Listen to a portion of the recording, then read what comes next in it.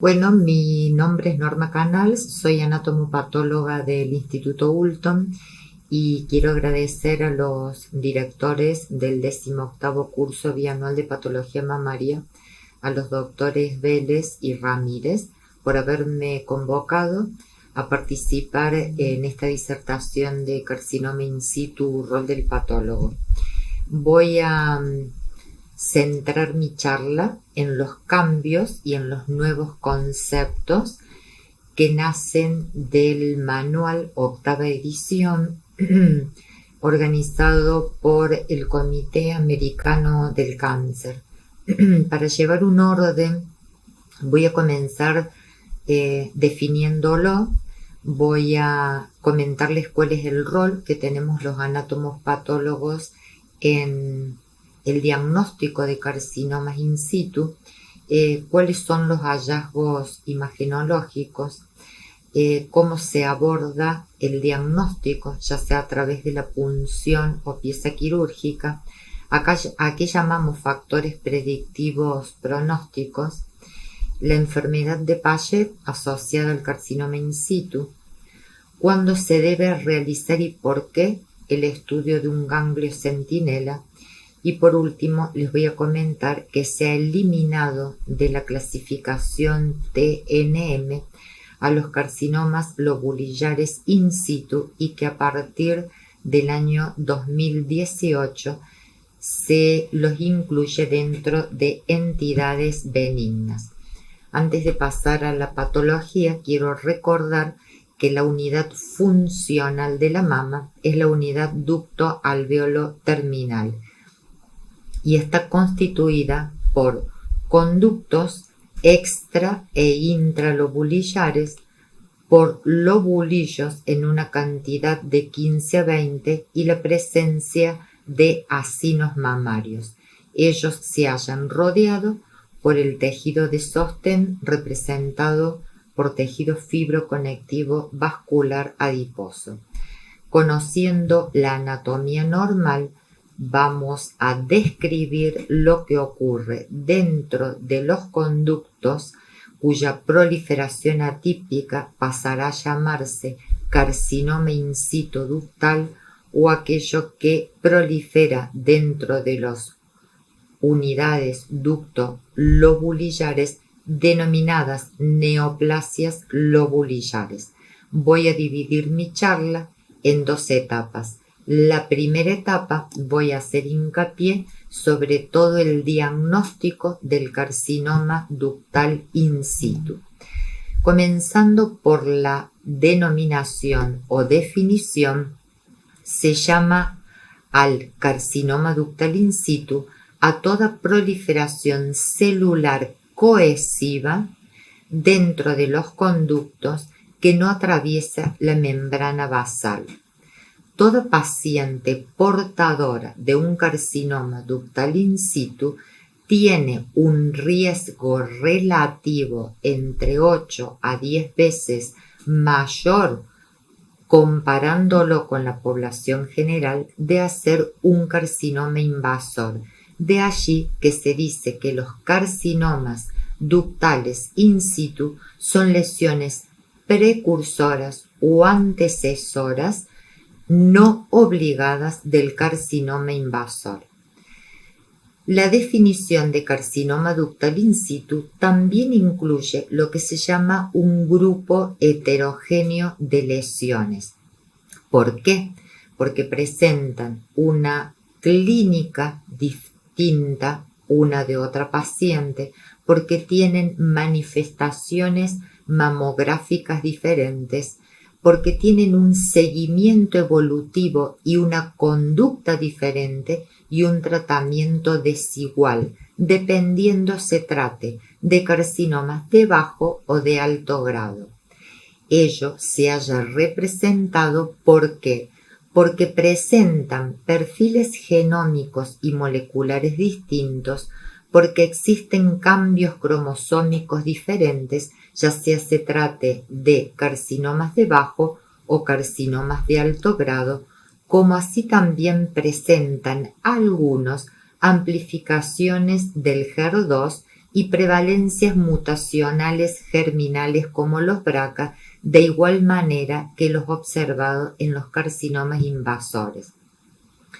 Quiero mencionar un nuevo concepto, que se definen o la progresión va hacia un carcinoma de bajo o un carcinoma de alto grado, no solamente dependiendo de estas alteraciones genómicas y moleculares, sino aparentemente se ha descubierto que también influirían el número de copias o recuento celular dentro de los conductos más la interacción ambiental que existe entre los linfocitos y las células estromales.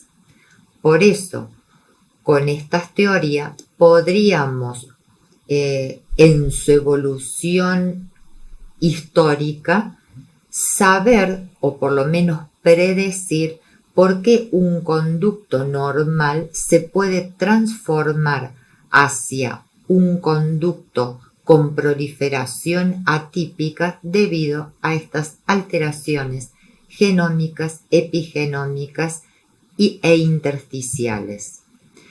El carcinoma ductal in situ representa entre el 20 y el 30% de todos los diagnósticos de cáncer de mama, de los cuales el 80 al 90% corresponden a los carcinomas ductales in situ. En menor porcentaje, entre un 5 y un 10%, corresponde el diagnóstico de las neoplasias lobulillares invasoras y en una menor proporción a la enfermedad de Paget. Ahora bien, ¿qué rol tenemos nosotros, los patólogos, en esta etapa de diagnosticar un cáncer de mama?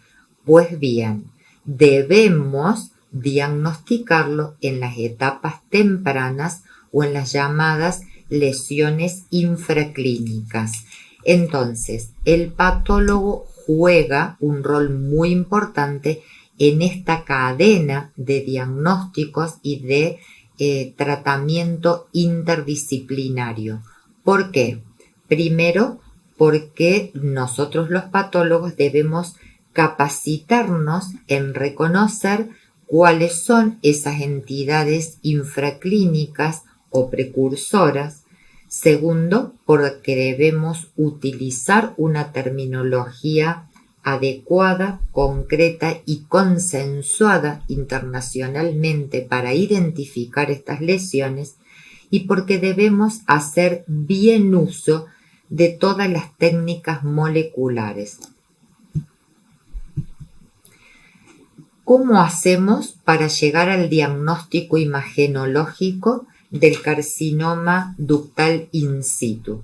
Sabemos que gracias a todos los avances en la tecnología mamaria, como la incorporación de la mamografía digital, de la tomosíntesis, de la resonancia magnética, se han permitido descubrir lesiones muy incipientes o precursoras y que gracias al intervencionismo mamario se puede obtener material histológico.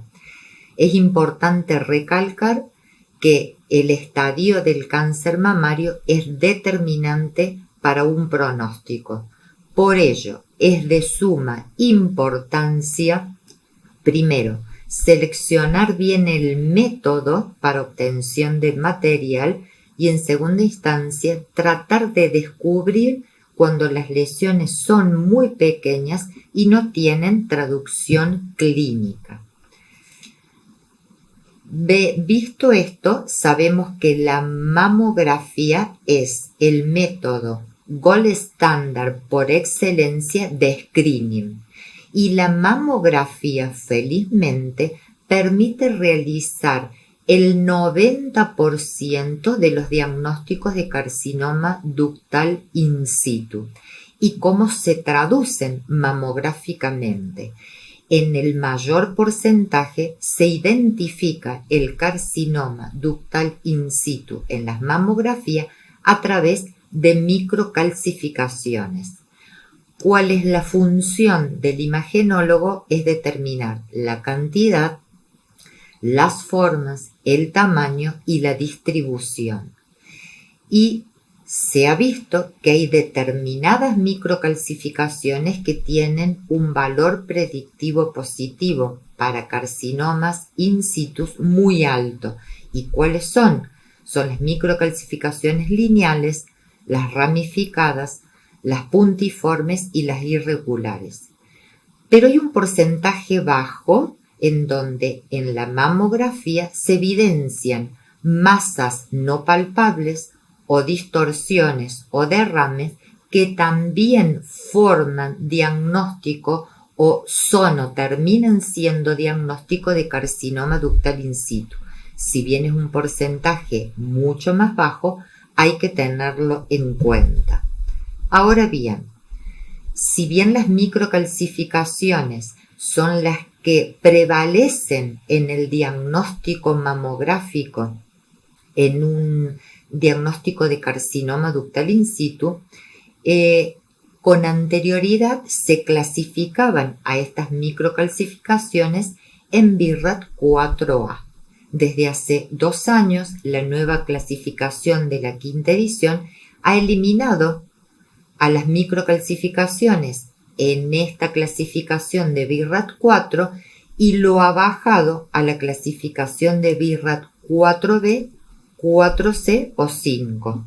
Significa que toda paciente que tenga como diagnóstico mamográfico BIRAT 4 o 5 va a ser pasible de estudio histológico.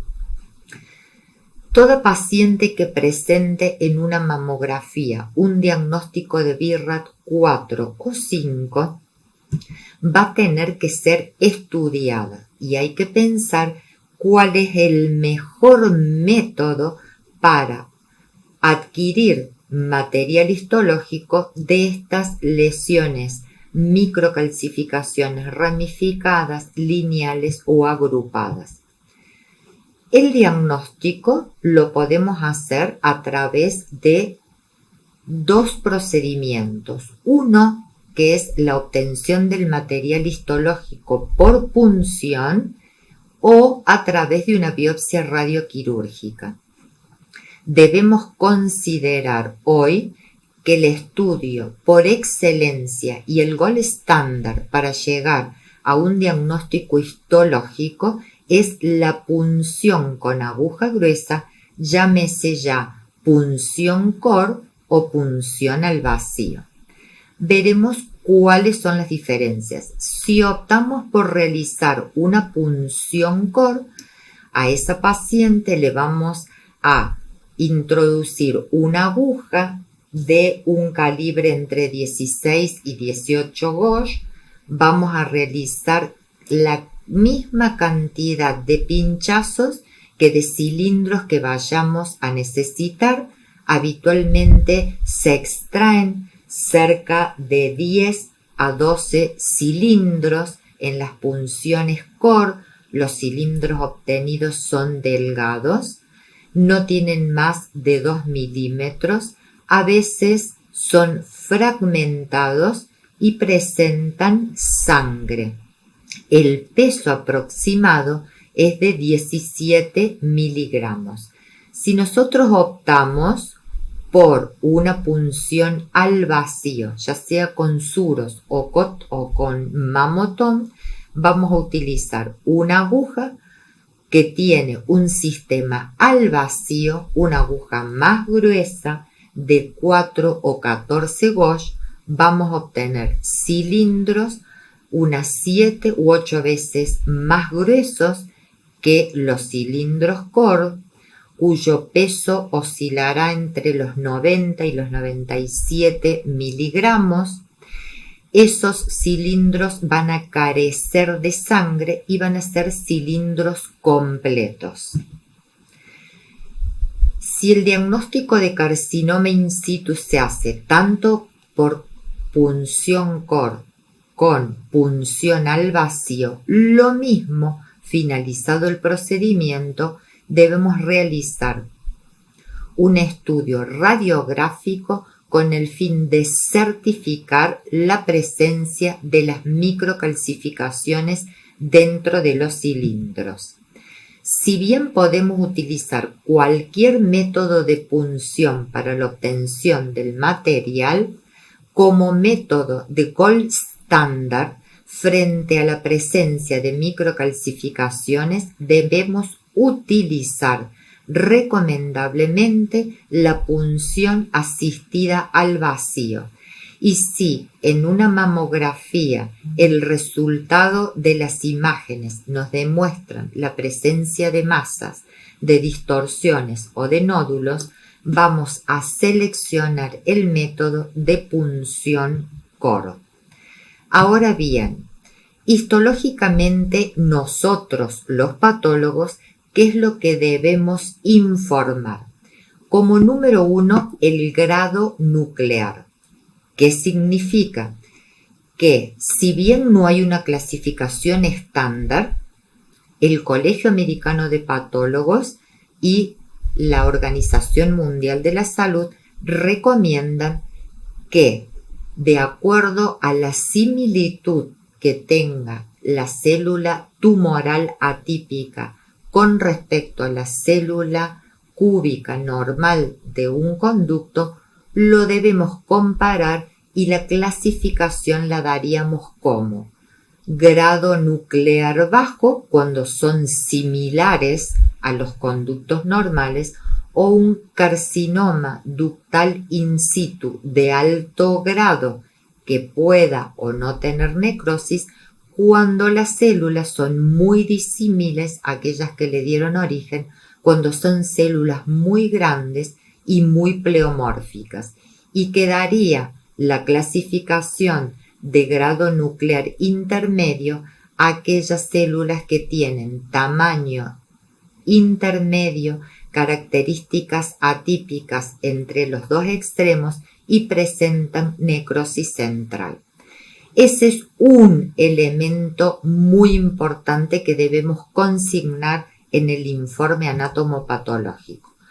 Pero el otro elemento importante son las variedades histológicas, si van acompañado o no de necrosis. Se denomina necrosis a la debridación de tejido necrótico tumoral acompañado de detritus celulares. Ahora bien, cuando estas células proliferadas dentro de los conductos lo hacen a manera sólida sin dejar lúmenes, se llama variedad sólida. Cuando las células se disponen como en un puente romano, se llama variedad cribiforme. Cuando lo hacen a manera de papilas, se llama variedad papilar, o cuando lo hacen como micro y pequeñas papilas, variedad micropapilar. Y quiero detenerme en estas dos microfotografías donde hay una variedad que se llama decomedonecrosis, que tiene un alto impacto clínico por un tratamiento y seguimiento diferente, que es el carcinoma in situ ductal con comedonecrosis. ¿Por qué es muy importante que nosotros lo recalquemos y lo informemos? Porque paciente portadora de un carcinoma ductal in situ con necrosis va a tener un manejo clínico y quirúrgico diferente. ¿Y por qué esto? Indicando el grado nuclear y la necrosis, nos da la idea a nosotros de la recurrencia local de esa paciente y de la posible enfermedad residual. Pues bien, cuando un patólogo informa un carcinoma ductal in situ de bajo grado, implícitamente el mastólogo debe pensar que en la histología encontramos la variedad más frecuente, que es el papilar, micropapilar o cribiforme, donde no tenemos comedonecrosis, donde las microcalcificaciones emitidas de una mamografía son granulares, donde los núcleos de esas células proliferantes intraductales son regulares, muy similares a la célula de origen ductal, que son tipo luminales A, es decir, que tienen un porcentaje de receptores hormonales muy alto, que son HER2 negativos, por lo cual se presupone que esa recurrencia del carcinoma va a ser baja y que evolutivamente a un carcinoma invasor, si lo hacen, va a tardar muchos años, aproximadamente una evolución de 10 a 20. Mientras que si el patólogo informa un carcinoma ductal in situ de alto grado, implícitamente estamos orientando a decir que histológicamente lo más probable es que tengamos una variedad sólida, que tenga necrosis central, que en la mamografía veamos microcalcificaciones lineales y dicotomizadas, que los núcleos de esas células atípicas sean muy pleomórficas, que no tengamos positividad para receptores y que sí lo tengamos para el gen HER2, y que si hace un carcinoma invasor, la progresión sea en muy corto tiempo, entre 2 y 5 años, y debemos saber que si informamos un carcinoma de alto grado, hay una alta probabilidad de encontrar en una pieza quirúrgica microinvasión y posibilidad de metástasis. Entonces, la importancia de registrar un comedonecrosis en un estudio anatomopatológico es muy relevante, dado que nosotros implícitamente estamos indicando que serían lesiones de gran tamaño o extensa, estaríamos indicando que existiría un riesgo mayor de multicentricidad, estaríamos indicando que hay mayor posibilidad de microinvasión, que se trata de células que tienen alto grado nuclear, que probablemente tengan amplificación del HER y que tengan baja actividad o nula con los receptores hormonales. Todos estos elementos serían predictores de recidiva e invasión. Quiero mencionar que si bien existen otras variantes de carcinoma ductal in situ, son pocos comunes, como el apócrino, el de células claras, fusiforme o hipersecretor.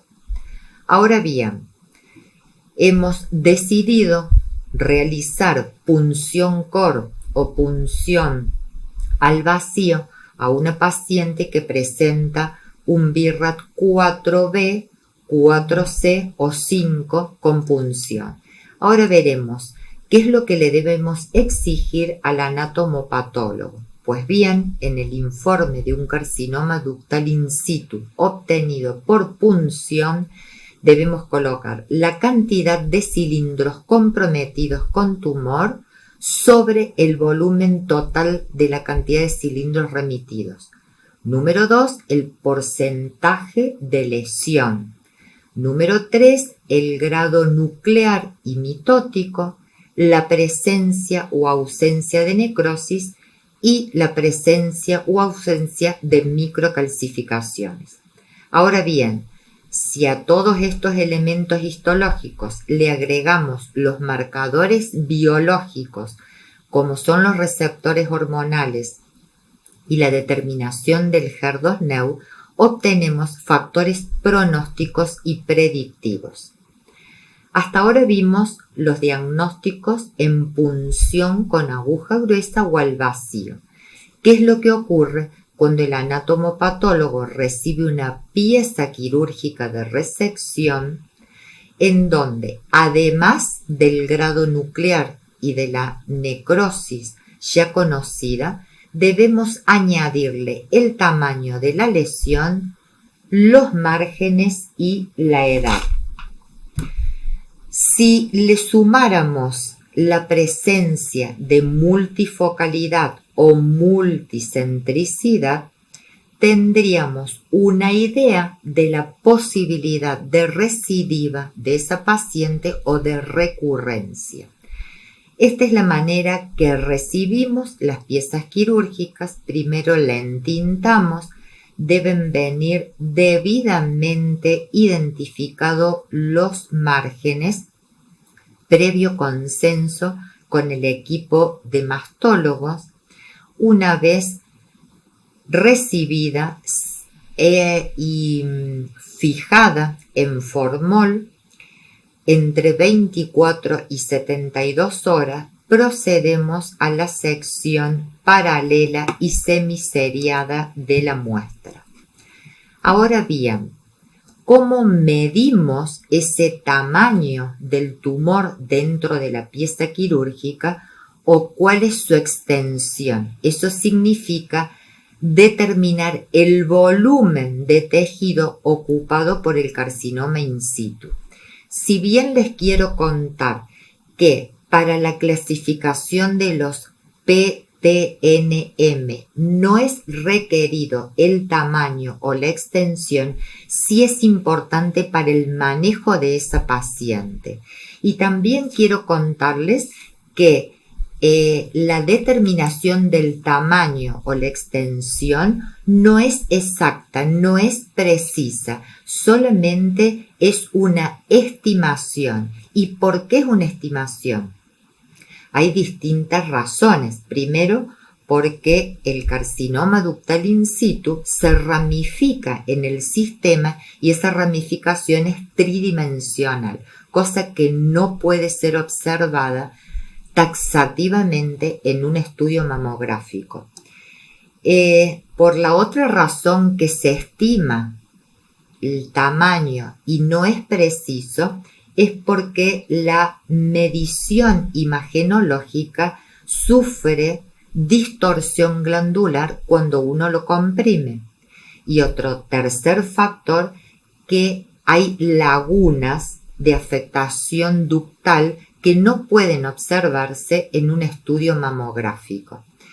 Entonces, la estimación del tamaño o de la extensión de ese volumen de carcinoma ductal en una pieza quirúrgica debe ser estimado no solamente considerando el tamaño volumen medido en una mamografía, sino el volumen que tenía la punción previa más lo residual que queda en la pieza quirúrgica.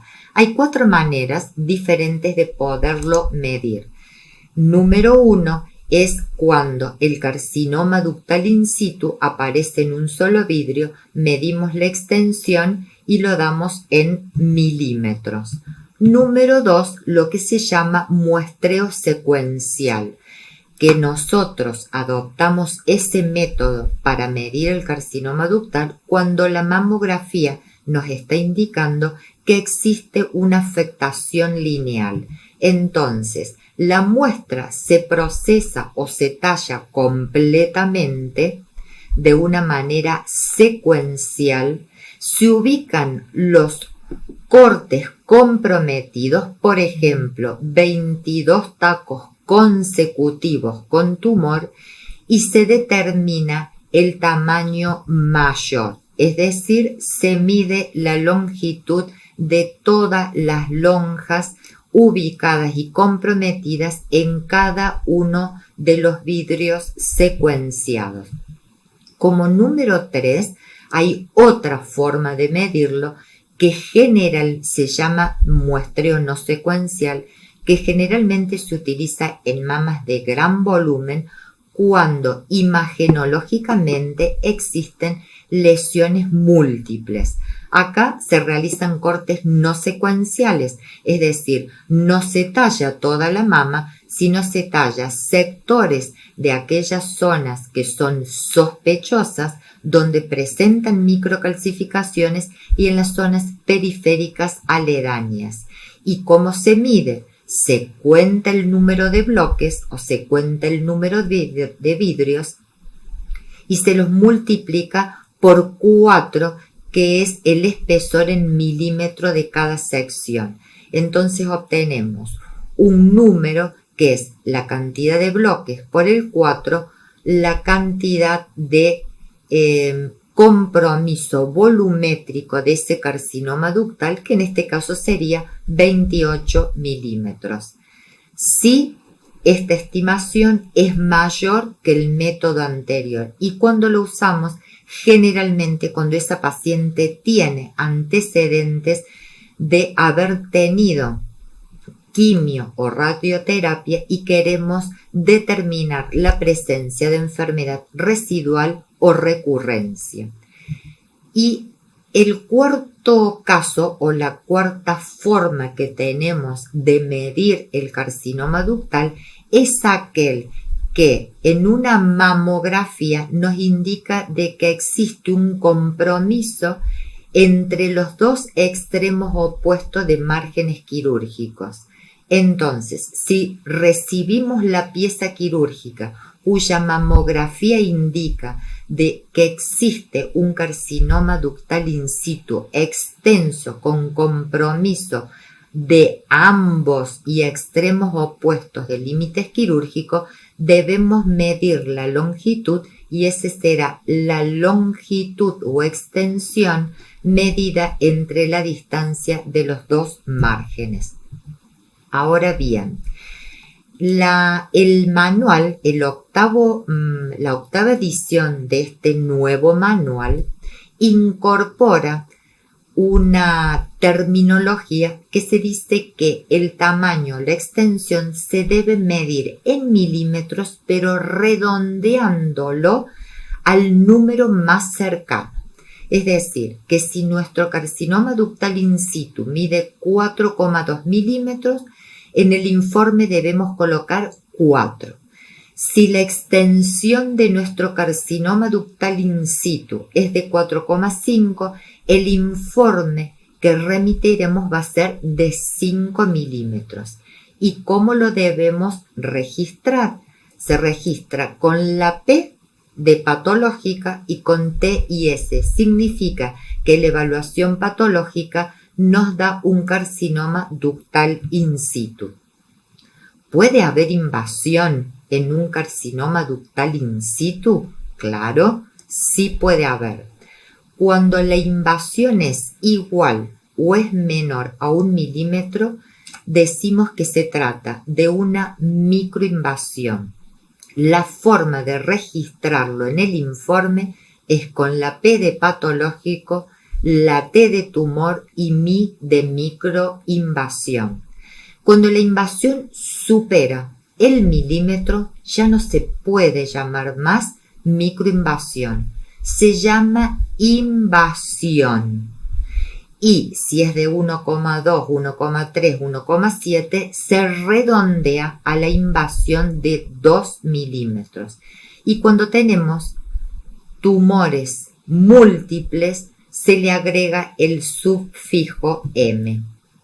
Veamos los márgenes. Los márgenes se consideran negativos o se consideran positivos en una pieza de resección quirúrgica.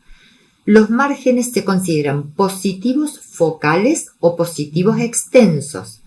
Positivo focal comprometido es cuando el carcinoma ductal in situ aparece solamente en un vidrio o tiene 1 milímetro.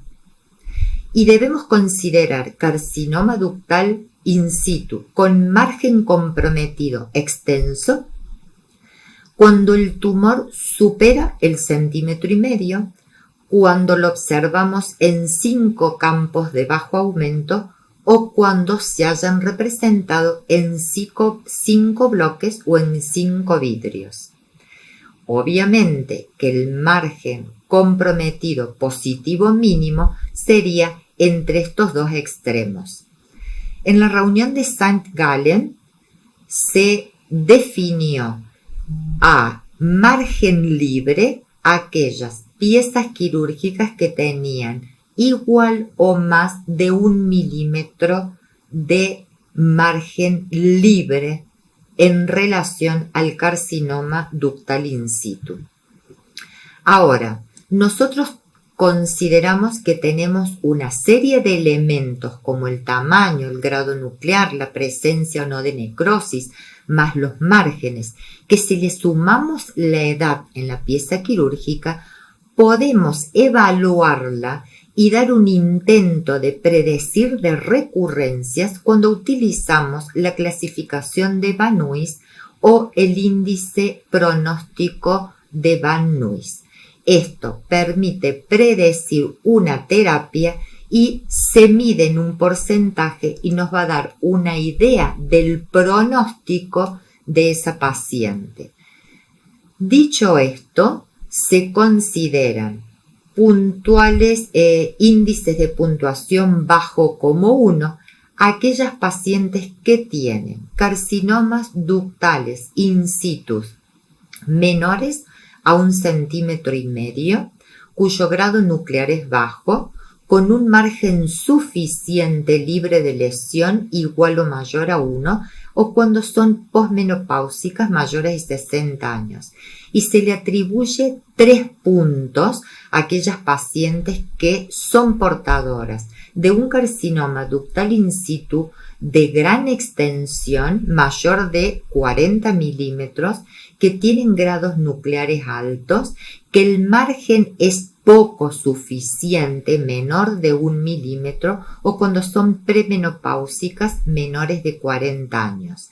Esto permite predecir con cierta exactitud la recurrencia de esa paciente. Cuando la puntuación es entre 4 y 6, el índice de recurrencia es muy bajo. Cuando el porcentaje de puntuación es entre 10 y 12, el índice de recurrencia es alto. Esto nos permite, este índice pronóstico, dirimir cuál va a ser el tratamiento a seguir de estas pacientes. Con una puntuación baja, lo recomendable es realizar cirugía conservadora sola. Cuando el nivel de puntuación es alta, cirugía de mastectomía.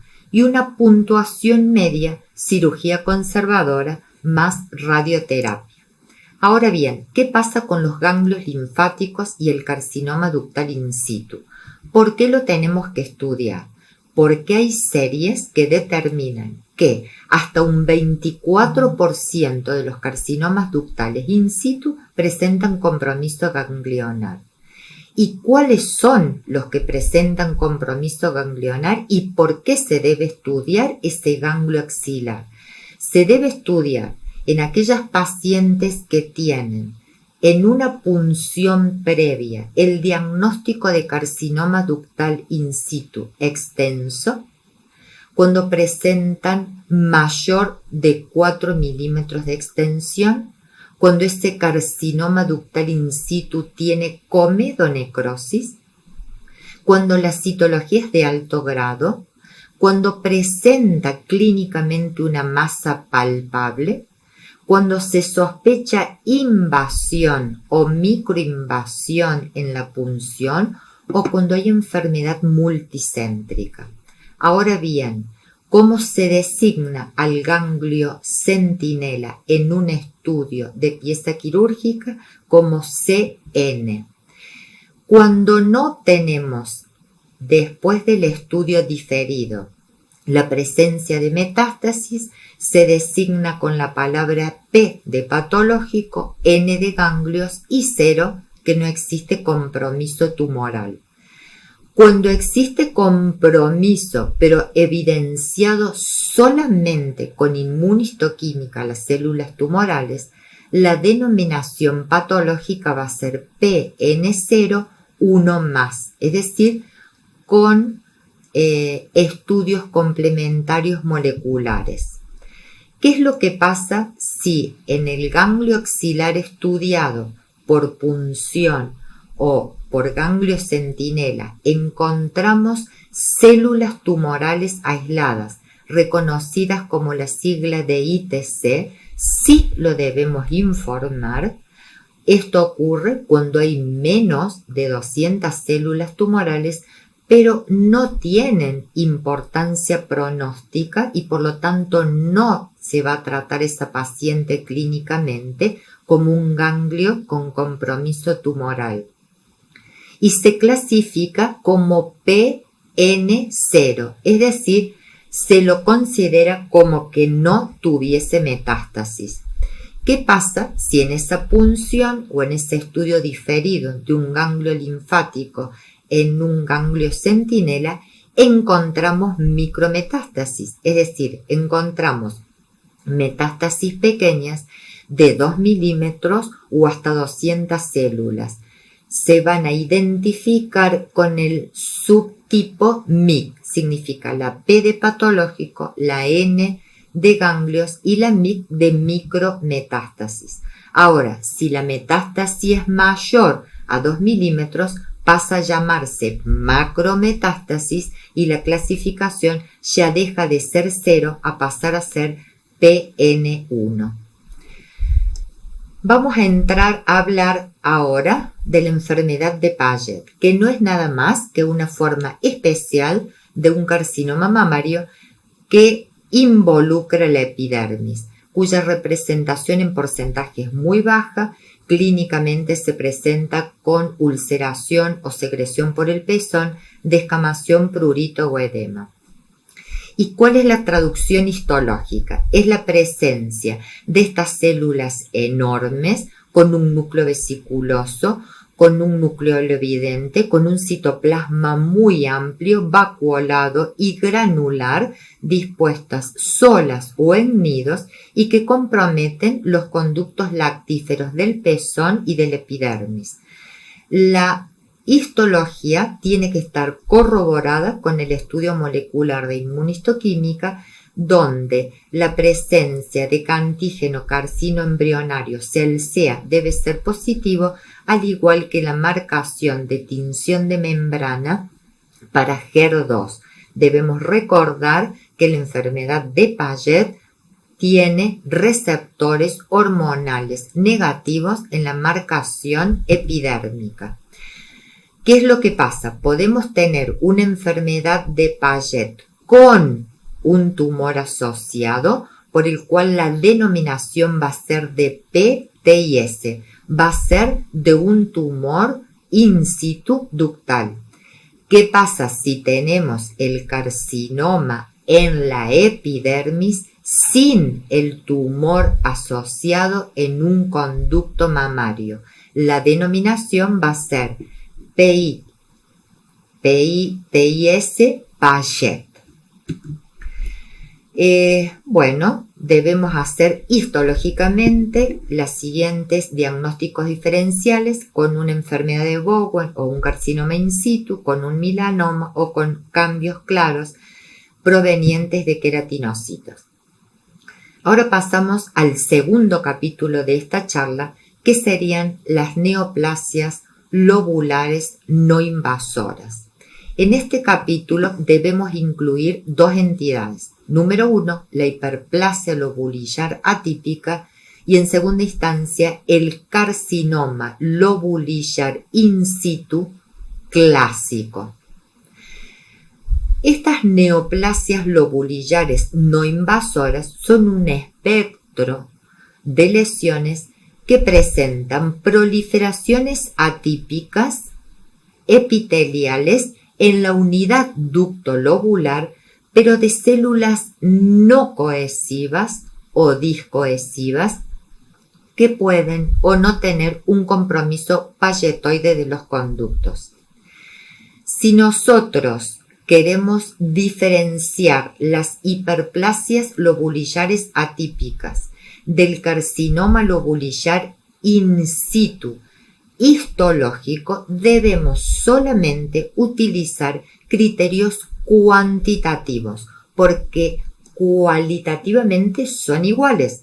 Rellenan unidades ductolobulares de manera discohesiva, nada más que en la hiperplasia lobulillar atípica existe un compromiso con una agregado distensión del lobulillo de menos del 50% de los lóbulos, mientras que en el carcinoma lobulillar existe la proliferación de células no cohesivas, igual que en la hiperplasia atípica, pero con un compromiso de más del 50% de la unidad ducto lobular. Ahora bien, hay que tener en cuenta que el carcinoma lobulillar in situ dejó de ser un carcinoma y hoy es considerada una entidad benigna. No se la clasifica en la clasificación de tumor como carcinoma in situ.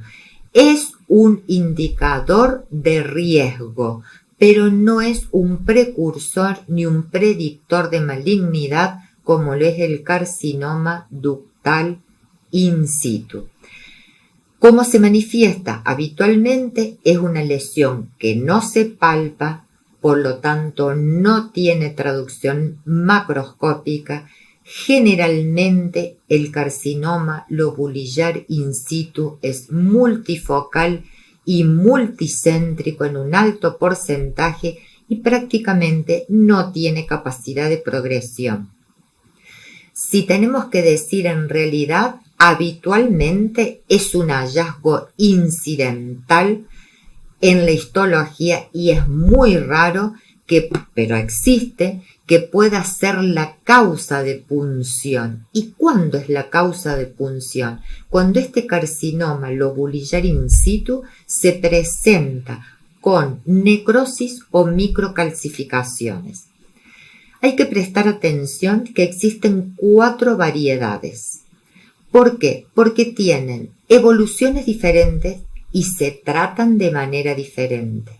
A ver, tenemos una variedad clásica, una variedad florida, una variedad con necrosis y una variedad pleomórfica. La variedad clásica es el relleno de estas células discohesivas dentro de la unidad ducto lobular. Le vamos a llamar variedad florida cuando la cantidad sea florida, cuando la cantidad comprometida por la neoplasia lobulillar in situ sea extensa.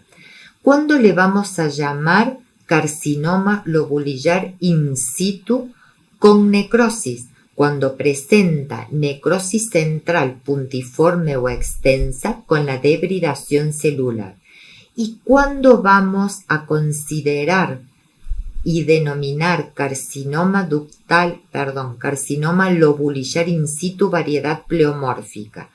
Cuando esas células que rellenan la unidad ducto lobular son grandes, pleomórficas, binucleadas, vacuoladas, con necrosis y presentan cambios apócrinos. Ojo que esta variedad presentan receptores hormonales negativos, HER2 positivo, Ki muy altos y presentan P53, cosa que no se encuentra registrado en el resto de las variedades. Ahora bien, ¿cuáles serían las conductas? Bueno, hay las últimas recomendaciones de marzo del 2020 es, número 1, las variedades clásicas y focal del carcinoma lobulillar in situ sería siempre de control o de vigilancia más una quimioprevención cuando el diagnóstico se realizó en una punción core o en una punción al vacío y el hallazgo es incidental. ¿Por qué solamente una vigilancia?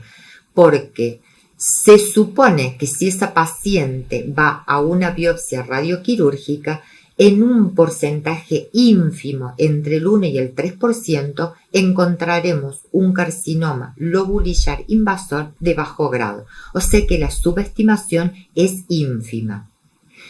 ¿Cuándo optaremos por ir a una biopsia radioquirúrgica en aquellas pacientes portadoras de un carcinoma lobulillar in situ, variedad clásica y focal, cuando exista una falta de correlación radiológica anatomopatológica, cuando exista la presencia de masas o distorsión o una lesión sobreagregada en la imagenología.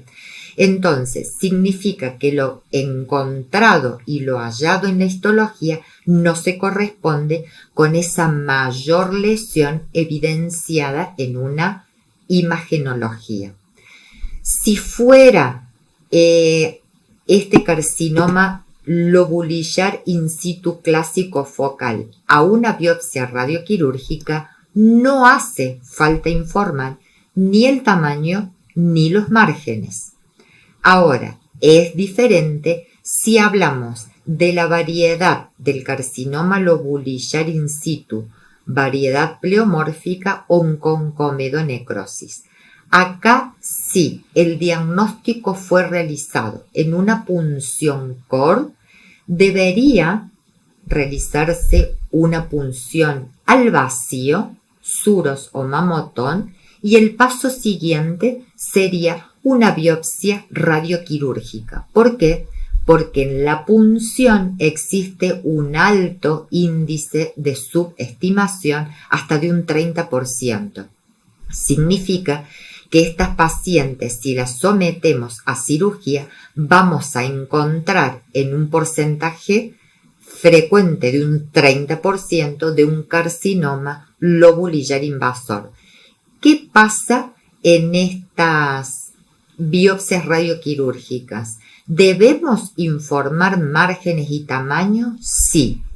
En las variedades pleomórficas y las variedades con necrosis, sí, el patólogo está obligado a informar márgenes y tamaño, y frente a márgenes comprometidos se debe reconsiderar la reescinsión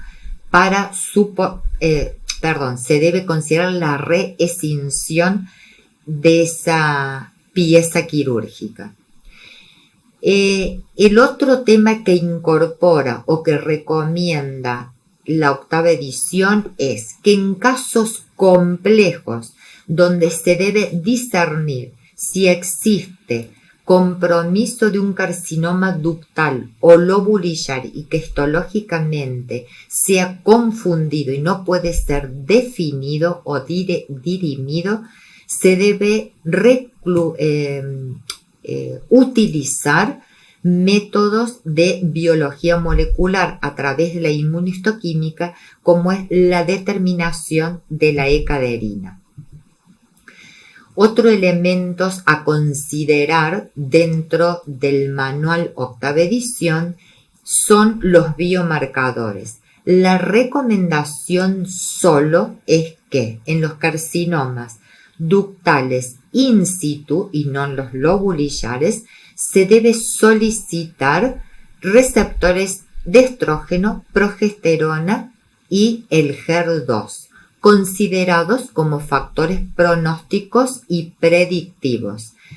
Se eliminó la solicitud del Ki67 porque no existía reproducibilidad entre los patólogos. Ahora bien, si a este grado nuclear, sumado a los biomarcadores, sumados al TNM, le agregamos las firmas genómicas a los carcinomas ductales in situ, vamos a obtener lo que se llama estadio grupos pronósticos, tanto clínicos como patológicos, que son herramientas necesarias que va a tener el oncólogo y el mastólogo para realizar la terapia personalizada. Con esto me quiero despedir. Les agradezco la atención y les doy las muchas gracias.